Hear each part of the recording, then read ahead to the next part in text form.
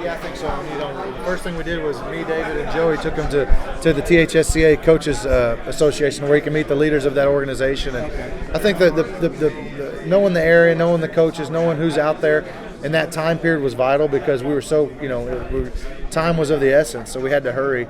And I think if you'd had a whole new staff without any holdovers, I think that would have been tough. But I think it definitely helped, and hopefully going forward, those relationship pieces will definitely help. And you were able to keep all the recruits from before. That had to be pretty important too. That probably important for them that like you and Joey were here. Yeah, and that was a big piece when that transition happened. Was the guys that were already committed to us and already signed with us, holding on to those guys, because those guys are big time players. They're going to win a lot of football games for us here.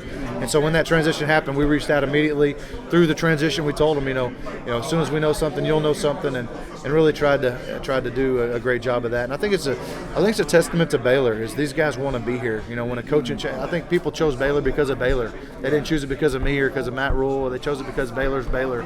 And when that change happened, to see them stick with Baylor and going forward, I think that says a lot to our university and our program. So, you'll start spring training in about 3 weeks, I guess, or so. Are you looking forward to that? Because once again, that'll be a bit of a transition. Yeah, I think I think we're all just waiting on the edge of our seats to get a ball in our hands. We're able to do some things now, but it's so limited with rules. But it's going to be a huge spring. New offense, new defense, new terminology.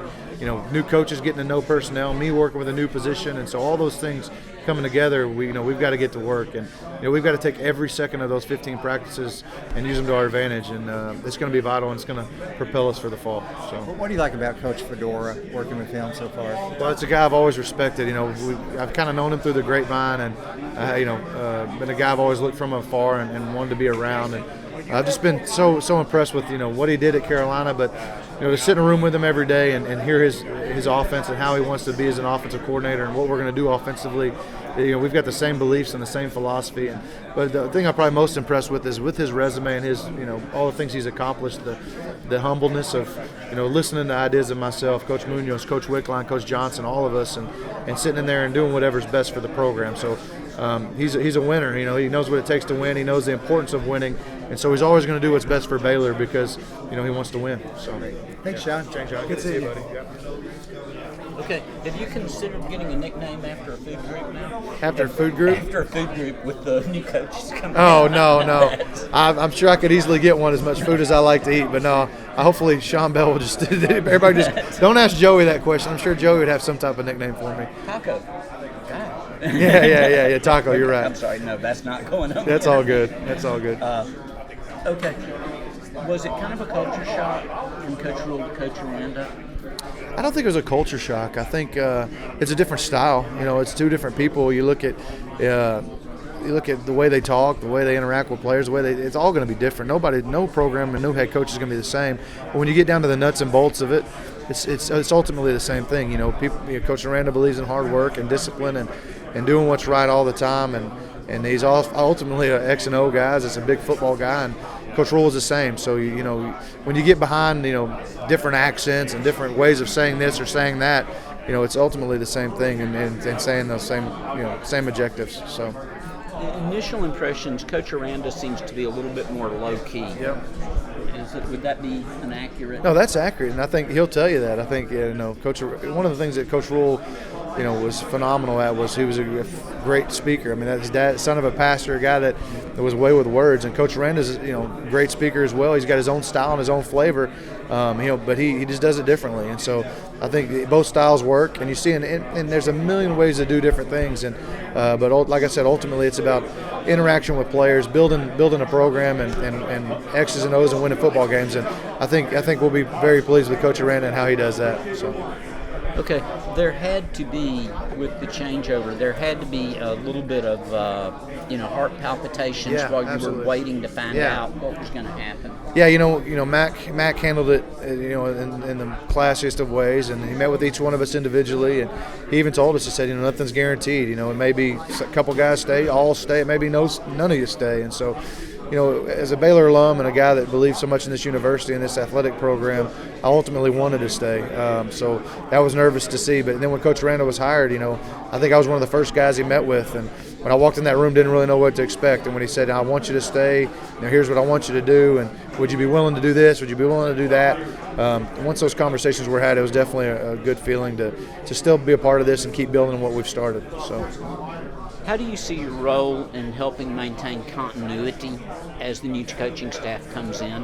Well, I think I'm a resource. What I don't want to do is overstep my bounds to where I think I'm a big believer of the self-fulfilling prophecy. If you believe a kid can do something, he'll do it. If you don't, he won't.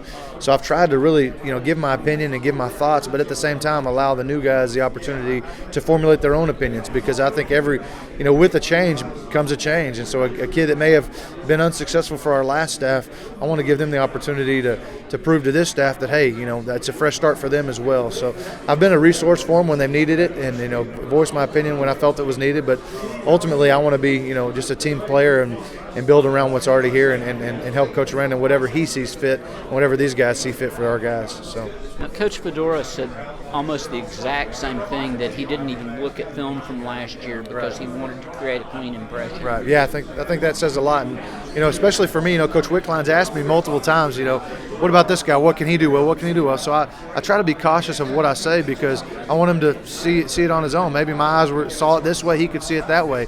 Maybe a guy I couldn't motivate as good as he could. So I think that's important as you come in. It's a new start, and every season, even if there wasn't a coaching change, it's a new season. So as you turn the page on last season, there's going to be guys that are going to help us this year that couldn't help us last year. So I think you've got to enter every season and ultimately every change the same way. Yeah, the smoothest change from one season to the next, still a 25% turnover. 25% turnover? Yeah, the smoothest season from with players. Yeah. You're losing 25% of your people every year. Oh, yeah. It's a whole different animal every year. Every season within itself. And so I learned that as a high school coach. You can't recruit in high school, so the guys that walk in the building are the guys that you get. And so you had to do, there's a kid that maybe as a junior was this and was that, and you had to really just reframe your mind and reframe your whole thought process, because you needed them that senior year to be this and be that. And so you had to kind of erase everything that happened. It's a fresh start. It's a new season, and develop them and have an open mind. How do you see the offensive philosophy changing with the new coaching staff? I think, as far as X's and O's and drawing on a board and offensive plays, there's not so much difference. You look at across the nation, there's so many ways that you can run this route or that route, or there's so many runs you can block this way. So things have already been tried and done. But I think that, I think ultimately Coach Fedora is a guy that's going to put our best personnel on the field and build to that personnel. So if that's two tight ends, it's going to be two tight ends. If it's no tight ends, it's no tight ends. So we're going to put our best 11 on the field and create mismatches however we can. But I think that, the thing that I think we're going to do a better job of utilizing maybe than the years past is our tempo. And by staying in the same personnel of being able to play fast and slow, I think it's going to put people on their heels but also on their toes to where they can't have trouble adjusting. So.